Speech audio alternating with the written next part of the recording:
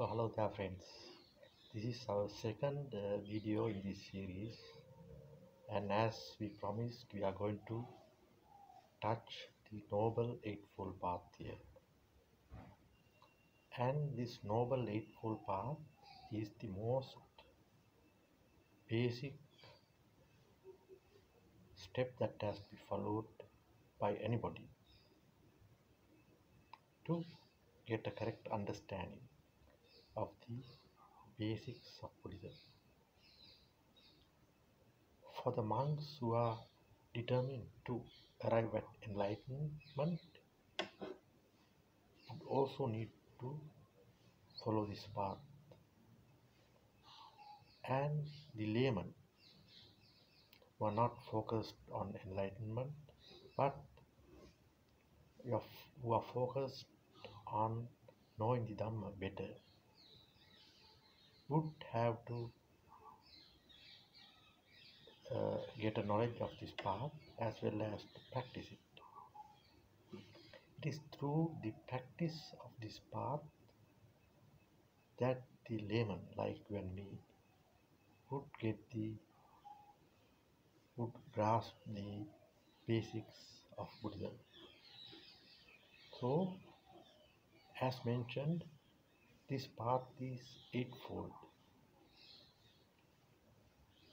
But those who would like to study it should know that it is not a path that has to be followed one after the other.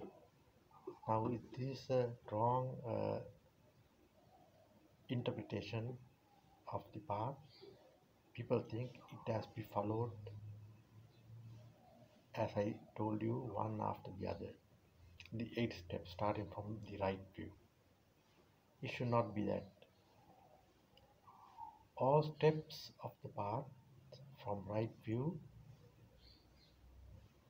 downwards to the last step of the path, as I mentioned, is eightfold, has to be followed simultaneously.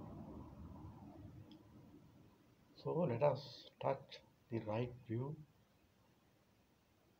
here, but this right view is the most important view of the path, important step of the path that is connected to all other steps. For those who are not equipped with right views, as explained in Buddhism, would find it very difficult to understand, know, or to practice the other steps.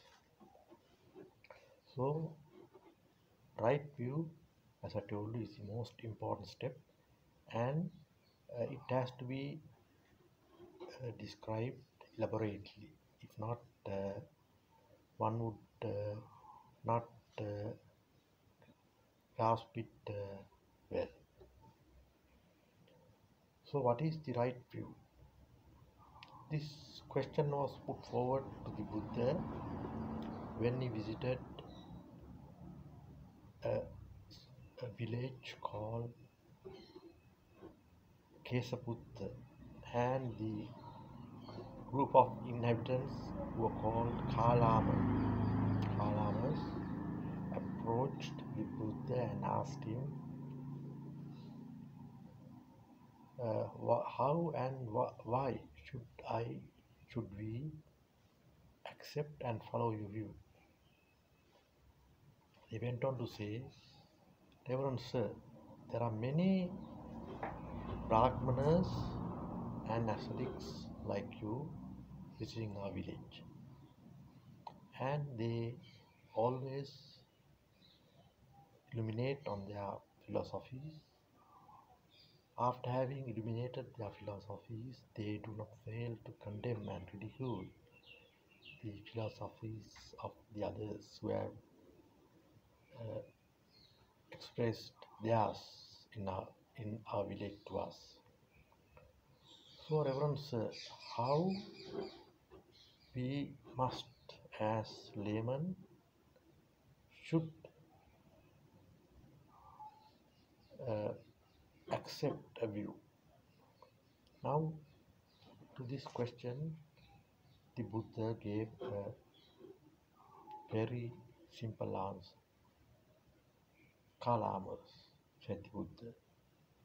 If you think that a view is perfect and if it is acceptable to intellect, and if you think it is after having investigated it and it is the perfect view, you must accept it. If you think it's wholesome, beneficial, then accept it. If you think it's not beneficial, wholesome, and if it is not acceptable to intellect, you may reject it. So here Buddha stress that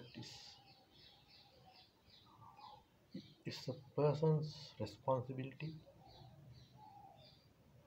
it's his own responsibility to accept or to distance a view.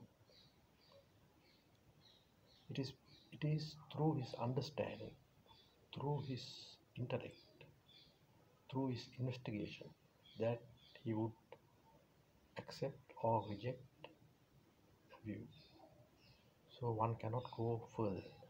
So it's your personal responsibility to accept or reject the views that are expressed as the right views of Buddhism. And what are these right views? There are many right views. Nobody asks, nobody pressures you, nobody pushes you to accept the views expressed here as right views. So you should, through your experiences of life,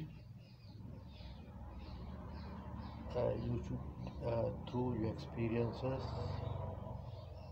of the society you have spent and lived for so long, and through your own experiences, you should examine these views. And having examined them, if you find them to be acceptable, yes, I think yes, from what I have experienced so far, I think yeah, these teachings guide me well. I think I have experienced these factors, and I think they are correct. Then is your liking or responsibility to seek more benefits from it. And if you happen to notice that they are not beneficial and some other teachings are more beneficial, you are free to follow those teachings. So Buddhism is not a religion. First of all, it's a teaching that could be used by anybody, anywhere in the world, for their benefit. And you should keep in mind that it is something that has to be practiced and experienced. Results would come immediately after your practice. So you don't have to wait for a long period of time. So these results could be experienced immediately after practicing, even changing your views that you have held for long. If you think the views you have held are faulty and the views that are expressed here would be more beneficial, you are free to accept or either ignore them. It does not matter, because take the Buddhist teachings as a teaching, just like the science teacher teaches science. You are free to test it, practice it, and see the results yourself. So in our next video we shall touch different right views as expressed in Buddhism.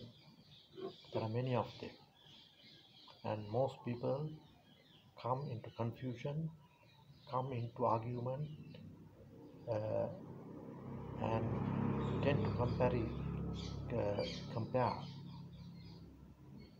this and that, because the views they have held lifelong as true, beneficial,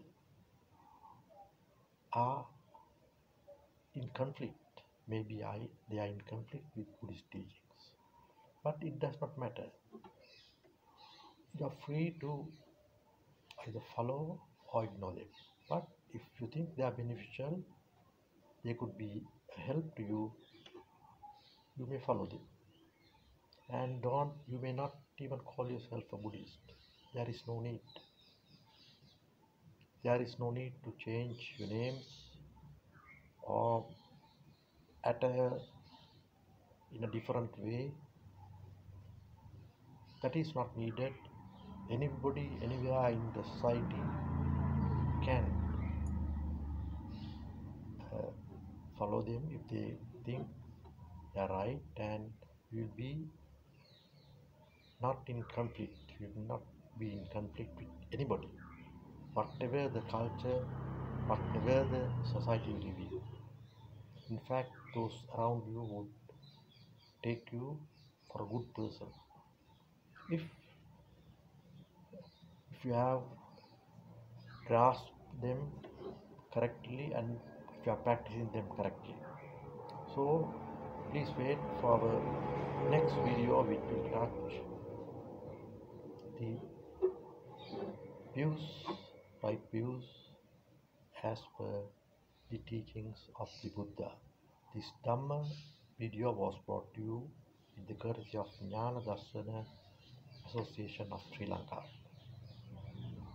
And may the triple gem, Buddha, the Dhamma and the Sangha bless you and guide your life. Thank you very much for listening.